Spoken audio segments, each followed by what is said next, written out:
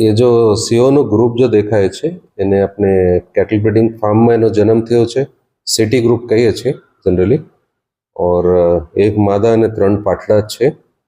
તો પહેલા ये जो કેટલ બ્રીડિંગ ફાર્મ ઈવનગર આ પંથકમાં નોર્મલી ફરતા હતા.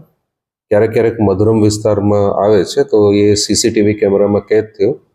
જેમ પાઠડા મોટું થાય છે તો જેમ ખોરાકની શોધમાં એનો એક નેચરલ ટેન્ડન્સી હોય છે કે નવા નવા વિસ્તારમાં જવાનું.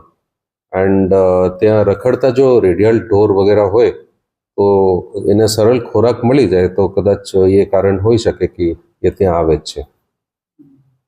સર, ખાસ હાલની જે માનવ વસ્તીમાં વધારો થયો છે, જે રીતે સોસાયટીનું પ્રમાણ વધ્યું છે, ગિરનાર કેટલા કિલોમીટરના એરિયામાં છે, એ એટલો જ છે કે વધ્યું છે, શું કહેશો? ગિરનાર સેન્ચ્યુરી જો છે ને કરીબ 16 બાય 16 કિલોમીટરનો એક ગોલ ડિસ્ક એરિયામાં છે અને મોરઓરલેસ એમની એરિયામાં કોઈ ચેન્જ નથી થયો હિસ્ટોરિકલી.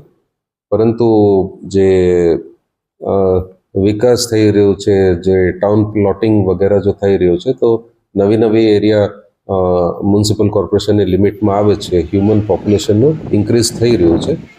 તો એ હોઈ શકે કે પહેલાં જે એરિયામાં એનિમલ્સનું મૂવમેન્ટ હતું એ જે તે સમયે એગ્રીકલ્ચરલ લેન્ડસ્કેપ હોય અને આજની તારીખે it's not an agricultural landscape, ત્યાં સોસાયટીઝ આવી જાય તો એ એક કારણ હોઈ શકે કે માણસો રહે તો ઓબ્વિયસલી સીસીટીવી કેમેરામાં ફૂટેજ વગેરે આવતી હોય છે અથવા કોઈ ઈસમના હાથમાં મોબાઈલ હોય અને સંજોગવશ રેકોર્ડ થયું હોય. બટ એ વાત સાચી છે કે there is a on one side development થઈ રહ્યું છે અને અધર સાઇડ સિંહોનું માર્જિનલ ઇન્ક્રીઝ ઇન પોપ્યુલેશનના લીધે પર્ટિક્યુલરલી જો સિટી ગ્રુપ છે તો જેમ જેમ પાઠડા મોટું થાય તો ઓબ્વિયસલી એમનું વધારે એરિયા કવર કરવાનું ટેવ હોય છે. બીજું શું એવું નથી લાગતું કે સિંહ તો નોર્મલી એક કોરિડોર વિસ્તારમાં જતા હોય છે. ખોરાક અને પાણી અને હેબિટેટ એ 3 મેજર વસ્તુ છે જે એમને જરૂર પડે છે. સો પાણીના સ્ત્રોતમાં તો કોઈ ઇસ્યુ નથી, પણ ખોરાકમાં કેમ કે એ રેવન્યુ એરિયામાં ફરે છે તો એ જો રખડતા ઢોર છે તો એને ખોરાક તરીકે જોઈએ છે. લોકોમાં ભય છે કે લોકો દૂર કરવા માટે કામગીરી કરવામાં આવી છે.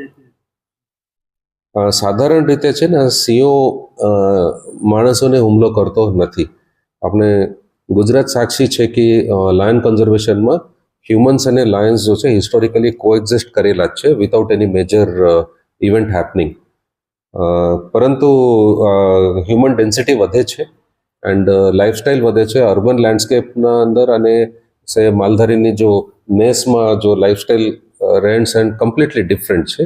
સો જેમ સિંહો આ એરિયાને અંદર વિઝિટ કરે છે જો અત્યારે ન્યૂલી અર્બનાઇઝડ એરિયા અને કરંટ કન્ટેક્સ્ટને જોતા અમારા ઓલરેડી પેટ્રોલિંગ ટીમ્સ રાત્રે બહુ સક્રિય હોય છે. કન્ટિન્યુઅસ પેટ્રોલિંગ અમે રાખીએ છીએ અને at the same time forest department municipal કમિશનરશ્રીની કચેરી તેમજ ડીડીઓશ્રીની કચેરી સાથે પણ સંપર્કમાં છે. સો દેટ એ કોઈક જોઈન્ટ એવી મિકેનિઝમ બનાવીએ સે રખડતા ઢોરને આપણે દૂર કરી શકીએ માનવ વસ્તીથી. સો દેટ કોન્ફ્લિક્ટનું જો કારણ છે ભવિષ્યમાં બાયચાન્સ ક્યારેક કોઈક આ રીતનું ઘટના ના થાય આપણે એવોઇડ કરી શકીએ. બીજું રોડમાં કઈ જગ્યાએ અંધારો વગેરે હોય તો સ્ટ્રીટ લાઇટિંગ પણ કમ્પ્લીટ કરે સો દેટ બાયચાન્સ કંઈ જનાવર આવે તો પણ માણસને દેખાય. સો એક વધારે ફેક્ટર ઓફ સેફટી રહે લોકોમાં, તો એના માટે અમે પ્રયત્નશીલ છીએ. સર, બીજું કારણ એક પણ નથી. યસ જી, એ તો છે જ અને અગાઉ પણ મેં કીધું હતું. મારું નામ કમળાબેન વિસપરા છે. અમે અહીંયા ચંદન પાર્કમાં રહીએ છીએ અને અહીંયા અમને બહુ સિંહની બીક લાગે છે અમારા વિસ્તારમાં. કાલે રાતે સિંહ આવ્યો હતા, મારણ કર્યું છે. ત્રણ સિંહ હતા, સિંહણું હતું અને ગાયનું મારણ કર્યું છે અને ત્યાર પહેલા 14 ગાયનું મારણ કર્યું હતું. શું માંગણી છે?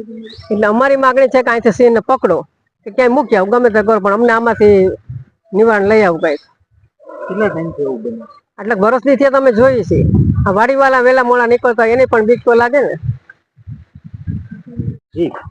મારું નામ છે કેતન રમેશભાઈ ઠાકોર. હું મધુરમ વિસ્તારના આપણે સન સિટી 2 માં રહું છું અને અમારે ત્યાં અહીંયા રોજ અવારનવાર સાવજના આટા ફેરા હોય છે.